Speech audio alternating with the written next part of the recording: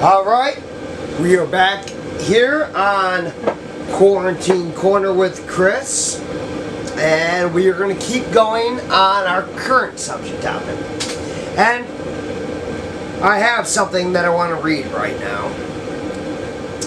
The only thing necessary for the triumph of evil, and I think we can all agree the coronavirus is evil, is for good men to do nothing. This was originally said by Edmund Burke and repeated by John F. Kennedy in a speech in 1961. Let me repeat that for you one more time. The only thing necessary for the triumph of evil is for good men to do nothing. In the current situation, evil, obviously, the coronavirus. And listen to what it says, good men. Now, I'm attacking what I believe to be idiots, nincompoops, etc., etc. Doesn't mean they all are. There might be some good men / women, EO, out there that are not doing the right thing, but are doing it out of total ignorance. But either way, either fucking way, my question is, how are you ignorant at this point in the situation? How are you not in the understanding that this virus is spread in a platitude of ways? It lives on a surface. You touch a surface, you touch an eye. You got it. It lives on the skin. You shake somebody's hand, you come into direct contact with somebody anyway, you brush against the shoulder. Bam! Virus. You cough in the general vicinity of a motherfucker. Virus. For criminy sakes. Why can we not all understand that and get it under control?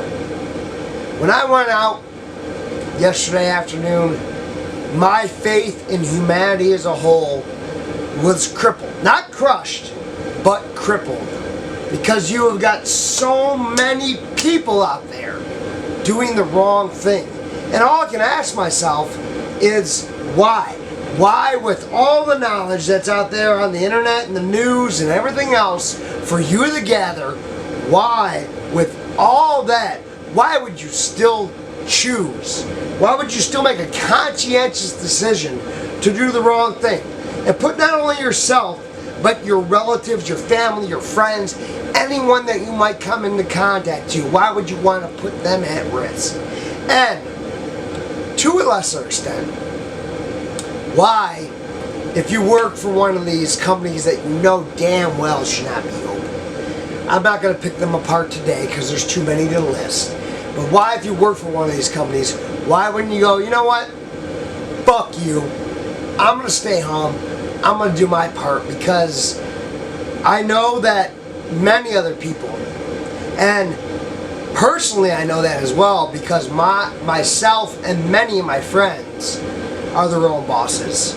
When all these people are already during the hardship and not making money, why should I go to my $12, $13, $14 an hour job to make garbage, possibly expose myself, and make my owner's boss, etc.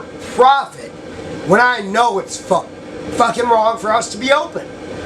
Like, what happened to humanity? Why are there so many people out there willing to compromise morals and everything else just to make some big daddy Warbucks motherfucker a buck? Fuck him.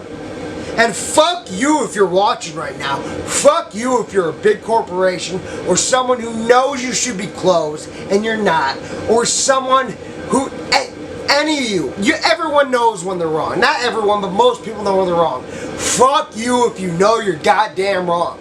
Close your fucking doors. Quit being a total goddamn douche canoe.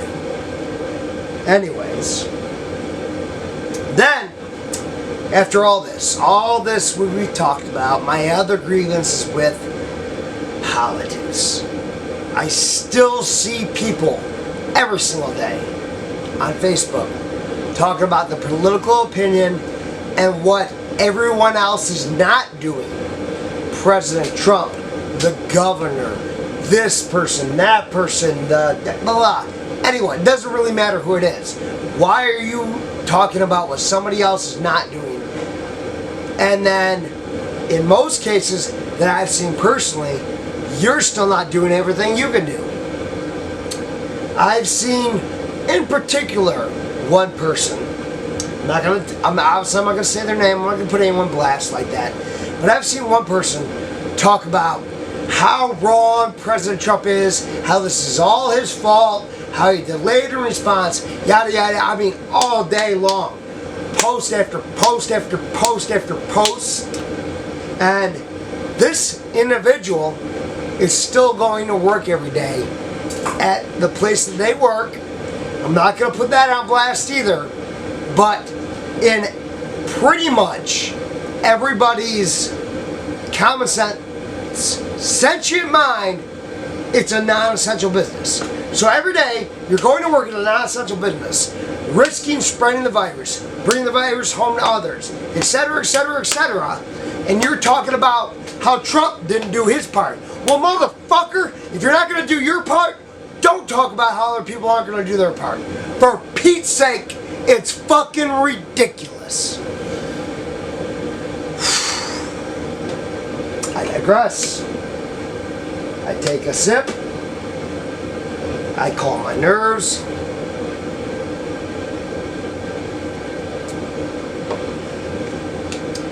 So, at the end of this, and I do promise, I'm going way out of my laid-back, mellow comfortability tonight, obviously, to chew well-deserved asses that needed chewing.